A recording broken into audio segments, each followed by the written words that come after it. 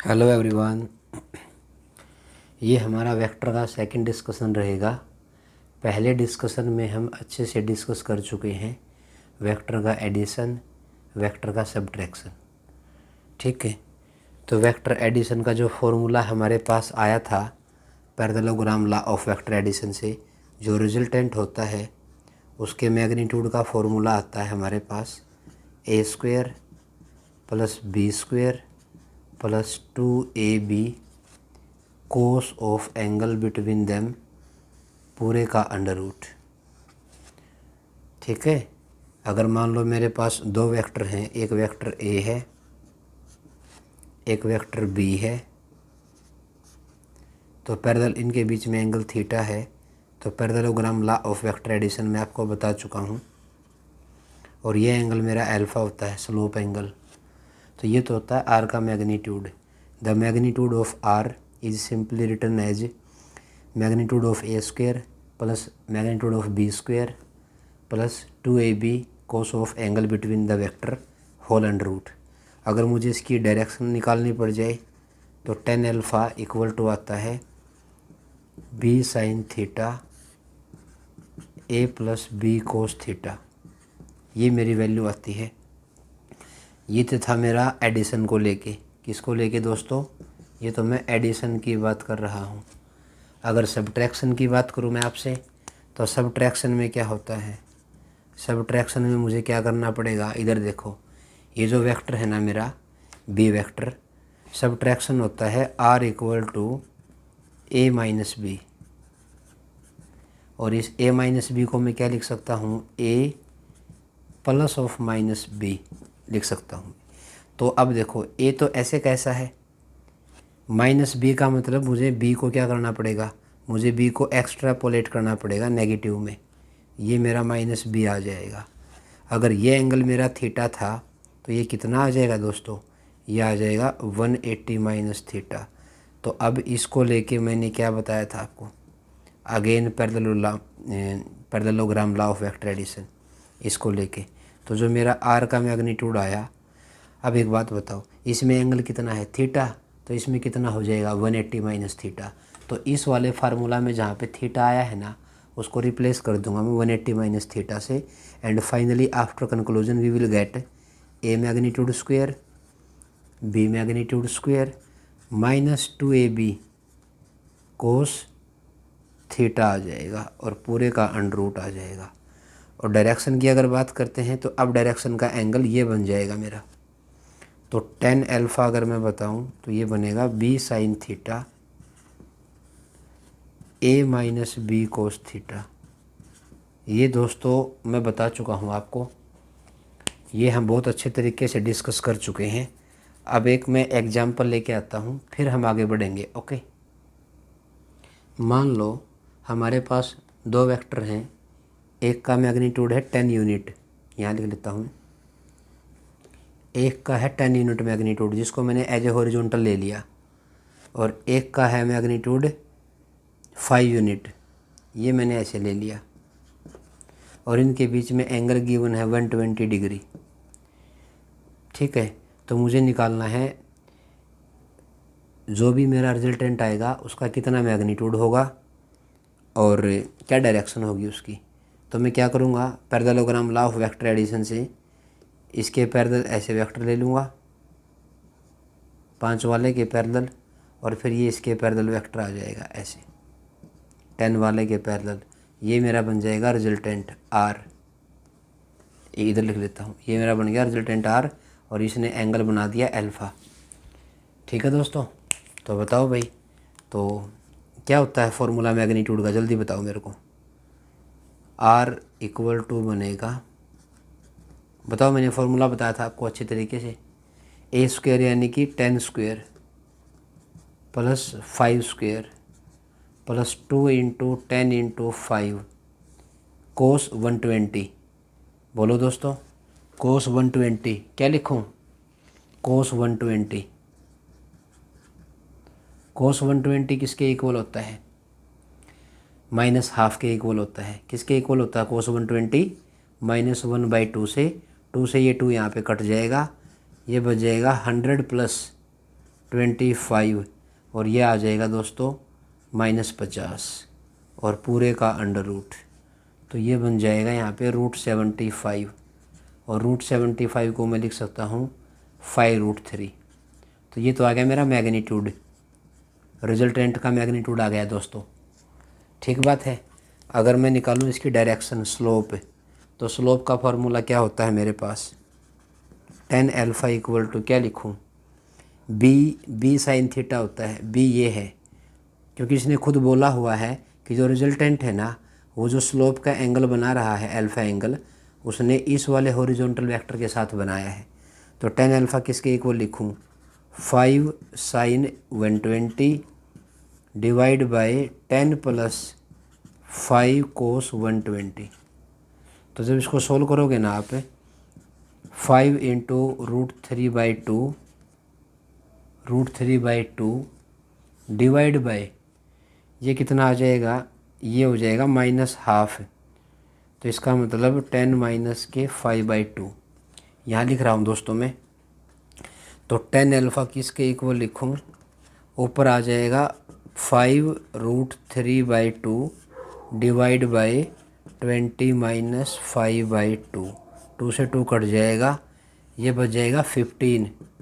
तो 5√3/15 ये 1/3 आ जाएगा। इधर देखो tan अल्फ़ा किसके इक्वल आ गया, ये 1/√3 आ जाएगा दोस्तों। अब बताओ 1/√3 अल्फ़ा की किस वैल्यू पे होता है, बताओ 60 पे कि 30 पे, 30 पे। तो 30 को मैं क्या लिख सकता हूँ, π/6। ये तो मेरा स्लोप का एंगल आ गया और ये मेरा मैग्नीट्यूड आ गया दोस्तों। क्या तुम्हें आया समझ में, बोलो दोस्तों। अपनी स्क्रीन को पॉज करके इसको अच्छे से लिखने की कोशिश करो दोस्तों। अब हम बात करते हैं यूनिट वेक्टर के बारे में। क्या होता है यूनिट वेक्टर, ऐसा वेक्टर जिसका यूनिट हो मैग्नीट्यूड, ऐसा vector A vector which has unit magnitude in any arbitrary direction. ठीक है, मान लो मेरे पास कोई वेक्टर है, मान लो एनी वेक्टर ए है, मान लो मेरे पास। ठीक है, अगर मुझे इसका निकालना पड़ जाए यूनिट वेक्टर, तो मैं ऐसे लिखूँगा दोस्तों, ए के ऊपर क्या लगा दूंगा, कैप। ये सिंबल होता है दोस्तों यूनिट वेक्टर का। और किसी भी वेक्टर का जब यूनिट वेक्टर निकालते हैं ना, तो ये एक रेशो होता है। It is the ratio of simple vector by its magnitude. किसी भी वेक्टर का यूनिट वेक्टर क्या होता है, वो सिंपल वेक्टर डिवाइड बाय में उसका खुद का जो मैग्नीट्यूड होगा, उस रेशो को किसके इक्वल लिखते हैं, यूनिट वेक्टर के बराबर लिखते हैं। ये होता है दोस्तों। और बेसिकली ये क्या काम आता है, ये हमें डायरेक्शन को बताने के काम आता है। ये डायरेक्शन को रिप्रेजेंट करता है दोस्तों। ठीक है, तो इसको बोलते हैं यूनिट वेक्टर। जैसे मान लो, अगर एक छोटा सा एग्जांपल लेता हूँ मैं आपको। मान लो मेरे पास कोई वेक्टर ए है, मान लो i cap + 2j cap + 2k cap. ये मान लो कोई वेक्टर है मेरे पास। ठीक है, इसको नेगेटिव ले लो, मर्जी है आपकी। तो ये सिंपल वेक्टर है, इसका मैंने क्या निकाल दिया, इसका निकाल लिया मैंने मैग्नीट्यूड। तो मैं क्या लिखूँगा, 1² + 2² + 2²। तो इसका यानी कि जो मैग्नीट्यूड है दोस्तों, वो आ जाएगा √9। और √9 किसके इक्वल होता है, 3 के। अगर मुझे क्या निकालना पड़ जाए, इसका यूनिट वेक्टर निकालना पड़ जाए, तो मैं इस फार्मूला को यूज़ करने वाला हूँ। तो बताओ क्या होता है, रेशो सिंपल वेक्टर क्या लिखूँ, i cap + 2j cap - 2k cap divide by क्या लिख दूँगा यहाँ पे, 3। तो ये मेरा आ जाएगा यूनिट वेक्टर। क्या आपको मेरी बात क्लियर है दोस्तों? ठीक है, तो ऐसे निकालते हैं यूनिट वेक्टर। और वैसे भी मैं आपको बता देता हूँ, यूनिट वेक्टर एक ऐसा वेक्टर होता है जिसका मैग्नीट्यूड होता है यूनिट, और डायरेक्शन उसकी कुछ भी हो सकती है, इन एनी आर्बिट्रेरी डायरेक्शन। जैसे अगर मैं एग्जाम्पल के रूप में, अभी मैं आपको एग्जाम्पल लेके चलता हूँ एक दोस्तों। जो यूनिट वेक्टर होता है ना तो उसका कोई डायमेंशन होता, ना ही उसकी यूनिट होती। और we can say a unit vector is a dimensionless और a unitless quantity.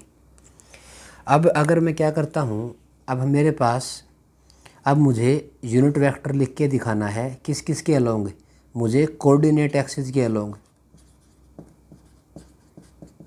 Coordinate axis होती है ना हमारे, X axis, Y axis, Z axis. ये 3 कोऑर्डिनेट एक्सिस हैं, रेक्टेंगुलर कोऑर्डिनेट बोलते हैं इनको, रेक्टेंगुलर कंपोनेंट भी बोल दो, कोऑर्डिनेट भी बोल दो, ठीक है ना। ये तीनों के तीनों आपस में परपेंडिकुलर होते हैं। मुझे अब इनके अलोंग मुझे क्या लिखने हैं, मुझे यूनिट वेक्टर लिख के दिखाना है। तो मैं आपको बताना चाहूँगा, मान लो ये मेरे पास यहाँ पे set of 3 mutually perpendicular axis, X axis, Y axis and Z axis, ठीक है। ये मान लो ओरिजिन है मेरा। तो दोस्तों मैं आपको बताना चाहूँगा, अब 3 इंडिपेंडेंट एक्सिस हैं, X axis, Y axis, Z axis, और तीनों के तीनों आपस में क्या है, म्यूचुअली परपेंडिकुलर हैं। तो मुझे क्या करना पड़ेगा, मुझे है ना कंपोनेंट ऑफ यूनिट वेक्टर लेने पड़ेंगे।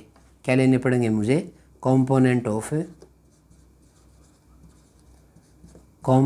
ऑफ यूनिट वेक्टर, ठीक है। और ये जो कंपोनेंट होंगे ना, ये इंडिपेंडेंट होंगे एक दूसरे से। मतलब मेरा कहने का ये है, ये जो मेरा एक्स कोऑर्डिनेट है ना, इस डायरेक्शन को बताएगा आई कैप, वाई डायरेक्शन को बताएगा जे कैप, और जेड डायरेक्शन को बताएगा के कैप। सर ये आई कैप, जे कैप, के कैप कौन है, तो इनको बोलूँगा मैं, आई कैप कौन है, ये है component of unit vector along x axis. क्या बोलूँगा दोस्तों इसको मैं, दोस्तों आई कैप ले लिया मैंने एक्स एक्सिस के अलोंग, जे कैप ले लिया मैंने वाई एक्सिस के अलोंग, और के कैप ले लिया मैंने जेड एक्सिस के अलोंग। इनको आई जे के को क्या बोलते हैं, इनको बोलते हैं component of unit vector along X Y Z axis respectively.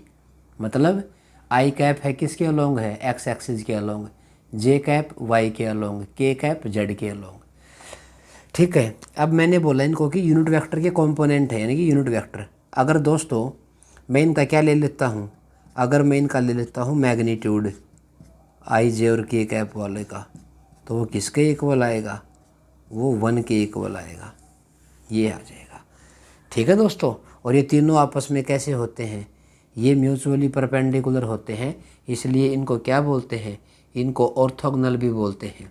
क्या बोलते हैं दोस्तों, ऑर्थोगोनल यूनिट वेक्टर, क्योंकि ये तीनों के तीनों आपस में कैसे होते हैं, परपेंडिकुलर होते हैं दोस्तों। तो ये था हमारा यूनिट वेक्टर को लेके। एक सिंपल बात बताऊं आपको मैं, अब ये इनको बोलते हैं rectangular component, X axis, Y axis, Z axis. दोस्तों नेक्स्ट है जीरो वेक्टर। जीरो वेक्टर की ये रिप्रेजेंटेशन होती है, किसे बोलोगे आप, जीरो वेक्टर, ऐसा वेक्टर जिसका जीरो हो मैग्नीट्यूड और डायरेक्शन उसकी कुछ भी हो सकती है। A vector which has zero magnitude in any arbitrary direction, ठीक है। तो ये होता है जीरो वेक्टर। एक सिंपल सा एग्जांपल देके बताऊँ मैं आपको, जैसे मान लो ये मेरे पास 3 कोऑर्डिनेट एक्सिस हैं, X axis, Y axis, Z axis, ठीक है। और ये मेरा ओरिजिन है 0,0,0, और मैं मान लो यहाँ पे ओरिजिन पे हूँ मैं, ठीक है, बहुत अच्छा, बहुत बढ़िया। एक पार्टिकल यहाँ पे था पी पे, तो मैंने बताया था आपको, ये मैंने क्या ड्रॉ कर दिया, ये मेरा पोजीशन वेक्टर हो जाएगा R1। किस पॉइंट के लिए, पी पॉइंट के लिए, किसके रिस्पेक्ट में, ओरिजिन के रिस्पेक्ट में। तो इसके कोऑर्डिनेट क्या होंगे, एक्स वाई जेड होंगे। तो ये जो वेक्टर है ना मेरा पोजीशन वेक्टर, इसको कैसे लिखते हैं मैं बता चुका हूँ, एक्स आई कैप, वाई जे कैप, जेड के कैप, है कि नहीं दोस्तों। और ये इसका आ जाएगा मैग्नीट्यूड, किसके इक्वल आएगा मैग्नीट्यूड इसका, X square plus Y square plus Z square, ठीक है दोस्तों। अब अगर मैं इस पॉइंट को, किस पॉइंट को, पी पॉइंट को, अगर मैं इस पी पॉइंट को कहाँ ले आऊँ, ओरिजिन पे ले आऊँ, ध्यान से सुनना मेरी बात को, अगर मैं पी पॉइंट को कहाँ ले आऊँ, ओरिजिन पे, तो मेरा एक्स वाला कोऑर्डिनेट कितना हो जाएगा 0, वाई वाला भी कितना हो जाएगा 0, जेड वाला भी कितना हो जाएगा 0। तो इसका मतलब मेरा जो पोजीशन वेक्टर है ना, आर वेक्टर, R1 बोल दो या R बोल दो, वो किसके इक्वल आ जाएगा, वो जीरो वेक्टर के बराबर हो जाएगा। A vector which has zero magnitude, तो अगर मैं किसी पोजीशन वेक्टर को ओरिजिन पे शिफ्ट कर देता हूँ ना, तो वो पोजीशन वेक्टर मेरा 0 वेक्टर हो जाता है दोस्तों। कर लोगे ना इसको, ठीक है ना। अब अगर मैं किसी भी वेक्टर को, अगर मैं 0 वेक्टर को किसी भी जनरल वेक्टर के साथ ऐड करता हूँ तो मुझे वो वेक्टर मिलता है। अगर मैं 0 वेक्टर को किसी भी वेक्टर से मल्टीप्लाई करता हूँ तो वो क्या कर देता है, वो उस वेक्टर को 0 वेक्टर में कन्वर्ट कर देगा। बोलो दोस्तों, उस वेक्टर को किस में कन्वर्ट कर देगा, वो 0 वेक्टर में कन्वर्ट कर देगा दोस्तों। ठीक है, अब थोड़ा आगे बढ़ते हैं। नेक्स्ट टॉपिक में लेके आ रहा हूँ रिजोल्यूशन या रेक्टेंगुलर कंपोनेंट भी बोल सकते हो आप वेक्टर के। दोस्तों मैं बात कर रहा हूँ यहाँ पे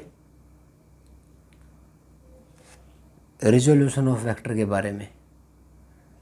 ठीक है, अगर मैं 2D की बात करता हूँ, 2D मोशन की अगर मैं बात करता हूँ आपसे, तो बताओ, ये मान लो x कोऑर्डिनेट है, ये मान लो y कोऑर्डिनेट है। तो ये मान लो मेरा ओरिजिन है O पे।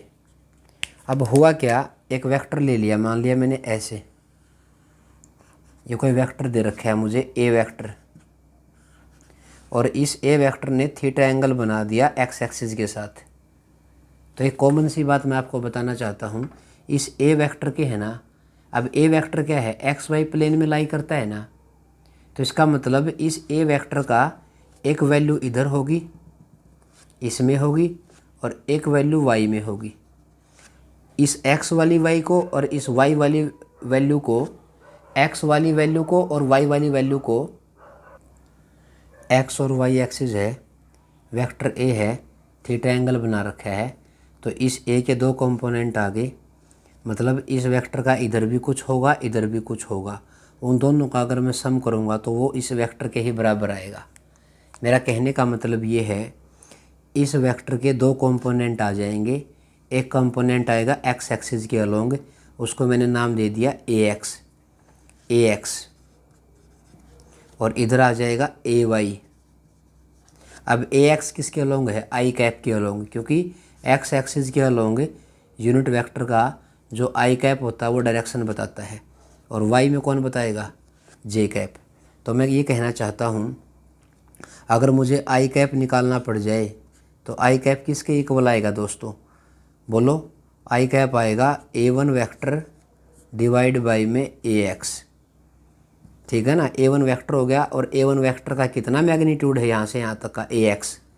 ऐसे ही अगर मैं क्या लिखूँ, अगर मैं लिखूँ j कैप को, तो j कैप को क्या लिखूँ मैं, a2 वेक्टर डिवाइड बाई में कितना आ जाएगा यहाँ पे, ay आ जाएगा दोस्तों।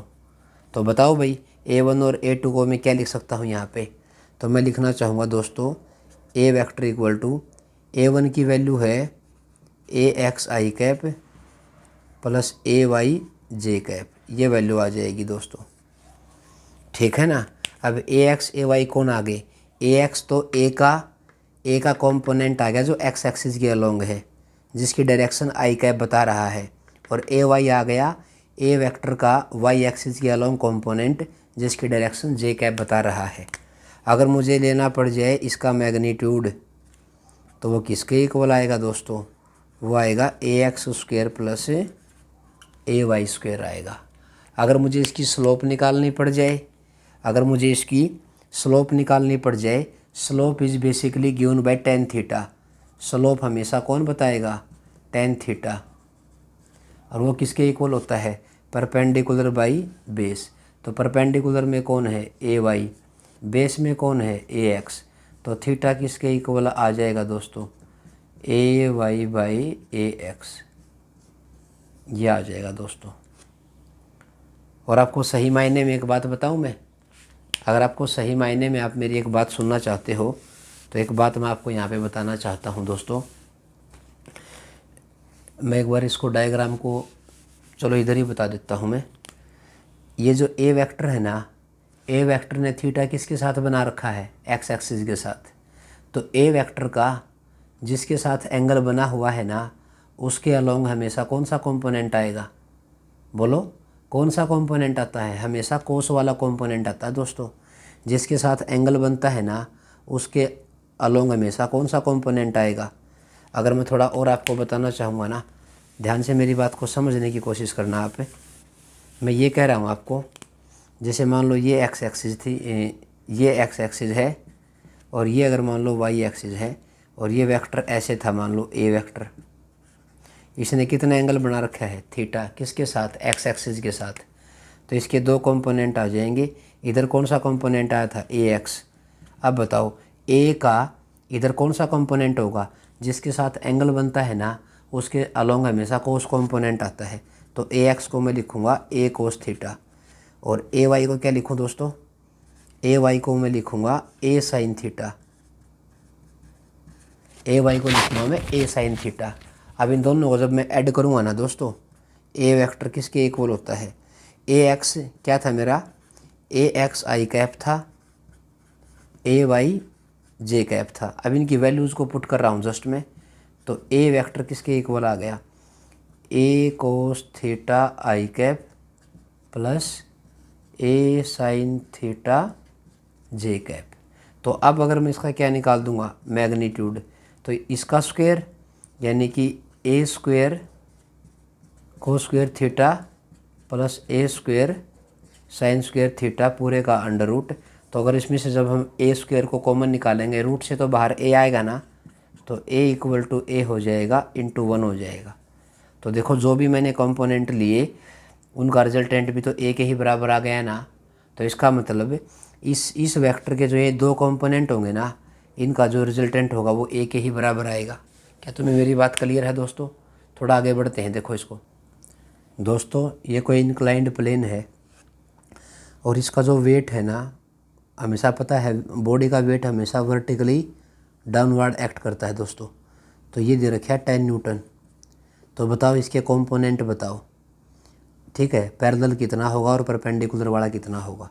सरफेस है ना जो ये कॉन्टैक्ट सरफेस, इसके परपेंडिकुलर वेट का कंपोनेंट कितना होगा, ठीक है ना, वेट का परपेंडिकुलर और पैरेलल वाले कंपोनेंट कितने कितने आएंगे वो निकालने हैं। वो हम तभी निकाल पाएंगे जब हमें क्या, रेजोल्यूशन ऑफ वेक्टर पता होगा। एक छोटी सी बात बताओ आप, ये जो नॉर्मल रिएक्शन होता है ना, वो हमेशा कॉन्टैक्ट सरफेस के परपेंडिकुलर होता है। इस लाइन को अगर मैं आगे बढ़ाऊंगा ना दोस्तों ऐसे, और ये है मेरे वेट की एक्सिस। अब एक बात बताओ, ये एंगल 30 है और ये हो जाएगा उसका पैरेलल कंपोनेंट, ये परपेंडिकुलर वाला है। तो एक बात बताओ आप, इसके अलोंग तो आ जाएगा डब्ल्यू परपेंडिकुलर, इसके अलोंग आ जाएगा डब्ल्यू पैरेलल। अब एक बात बताओ, ये एंगल 30, ये एंगल 90, तो ये एंगल 60। अगर ये एंगल 60 तो ये कितना आ जाएगा, बोलो दोस्तों, ये तो 30 आ जाएगा। कितना आ जाएगा दोस्तों, ये 30 आ जाएगा। तो बताओ भाई, थोड़ा अलग निकाल के दिखा रहा हूँ मैं आपको। ऐसे था, ऐसे कितना था, ये 10 था, इसको ऐसे ले लिया, ये कितना है, ये 30 है। तो इसके अलोंग वेट का कितना आ गया और इसके अलोंग कितना आ जाएगा। तो बताओ दोस्तों, मैंने बताया था ना, जिसके साथ एंगल बनता है ना, उसके अलोंग हमेशा कौन सा कंपोनेंट आता है, कोस। तो किसका, 10 का। तो इधर आ जाएगा 10 कोस 30 डिग्री, और जो परपेंडिकुलर में कितना आ जाएगा, 10 साइन 30 डिग्री। तो यह आ जाएगा डब्ल्यू परपेंडिकुलर किसके इक्वल आ गया, 10 इंटू में √3/2। कोस 30 कितना होता है दोस्तों, √3/2, यानी कि मेरा आंसर आ जाएगा 5√3। और जो पैरेलल वाला है उसमें कितना आ जाएगा, उसमें साइन वाला है, तो 10 साइन 30, मतलब 10 साइन 30 होता है हाफ, तो ये 5 आ जाएगा दोस्तों। तो ये मेरे दो कंपोनेंट आ गए, पैरेलल वाले और परपेंडिकुलर वाले। चलो एक एग्जांपल और लेके चलता हूँ मैं आपके साथ दोस्तों। एक ये बहुत शानदार न्यूमेरिकल है। मान लो मेरे पास फोर्स है 8 न्यूटन का, और ये एक्स एक्सिस है, ये वाई एक्सिस 45 डिग्री पे एक्ट कर रही है ये। तो इसके हॉरिजॉन्टल एंड वर्टिकल कंपोनेंट निकालने हैं फोर्स के। अब एक बात बताओ, ये जो 8 न्यूटन फोर्स है ना, इसने थीटा किसके साथ बनाया, एक्स एक्सिस के साथ। तो इसके अलोंग इसका कितना कंपोनेंट आ जाएगा, इसके अलोंग तो इसका कोस वाला कंपोनेंट आएगा, किसका, 8 का। तो मैं हॉरिजॉन्टल में यानी कि एफ एक्स जो कंपोनेंट है वो किसके इक्वल आ जाएगा, जिसके साथ एंगल बनता है उसके अलोंग हमेशा कोस वाला कंपोनेंट आता है दोस्तों। तो कितना आएगा, 8 का कोस वाला कंपोनेंट आ गया। तो बताओ किसके इक्वल आएगा, 8 यानी कि 1/√2। तो कितना आ जाएगा दोस्तों ये, इसको जब आप सोल्व करोगे ना तो ये आ जाएगा 4√2 मैथमेटिकल इसको सोल्व करोगे तो। उसके बाद अब आता है पर वर्टिकल वाला कंपोनेंट। वर्टिकल में क्या आ जाएगा, इसका साइन वाला कंपोनेंट आ जाएगा। तो Fy को क्या लिखूँगा, 8 sin 45। अब sin 45 भी क्या होता है, 1/√2 होता है। तो 8 × 1/√2 ये भी कितना आ जाएगा, ये भी 4√2 ही आ जाएगा दोस्तों। ठीक है, न्यूटन में है तो न्यूटन में आ जाएंगे। तो ये था दोस्तों हमारा आज का डिस्कशन। तो उम्मीद करता हूँ कि आपको बहुत ही अच्छे तरीके से ये समझ में आया है दोस्तों। अभी नेक्स्ट इसमें 2 लेक्चर बचेंगे मेरे। एक तो अब मुझे बताना है आपको प्रोडक्ट ऑफ वेक्टर्स, और प्रोडक्ट में एक लेक्चर में लेके आऊँगा मैं डॉट प्रोडक्ट का पूरा, और एक में लेके आऊँगा मैं क्रॉस प्रोडक्ट का पूरा। तो मेरा वेक्टर का टॉपिक है ये कंप्लीट हो जाएगा दोस्तों। ठीक है, तो और इसका जो भी है ना, जो PDF जो नोट्स हैं, नोट्स PDF फॉर्म में डिस्क्रिप्शन में इसका लिंक मिलेगा आपको। लिंक पे विजिट करना है और वो नोट्स को डाउनलोड कर लेना है। और जो भी आप नोटबुक यूज़ करते हो उसमें अच्छे से अपनी स्क्रीन को पॉज करके लिखो, प्रैक्टिस करो। और सबसे मेन बात मैं आपको बताना चाहता हूँ, प्लीज़ इस चैनल को ज़्यादा से ज़्यादा लाइक, शेयर और सब्सक्राइब कर दें दोस्तों। ठीक है ना, जो भी गरीब बच्चा है आपके सर्कल में, ठीक है, जिसके माँ बाप ज़्यादा फ़ीस अफोर्ड नहीं कर सकते अपनी ज़्यादा फ़ीस को, बेचारा वो ट्यूशन नहीं पढ़ सकता, तो उन बच्चों के लिए बिल्कुल फ्री ऑफ कॉस्ट हम आगे आना चाहते हैं। तो प्लीज़ आपका एक शेयर किसी इंसान की ज़िंदगी बना सकता है। तो प्लीज़ ज़्यादा से ज़्यादा लाइक, शेयर और सब्सक्राइब करें। और मेरे साथ जुड़ने के लिए, अपना साथ ऐसे ही बनाए रखने के लिए आपका बहुत बहुत धन्यवाद। Thank you so much.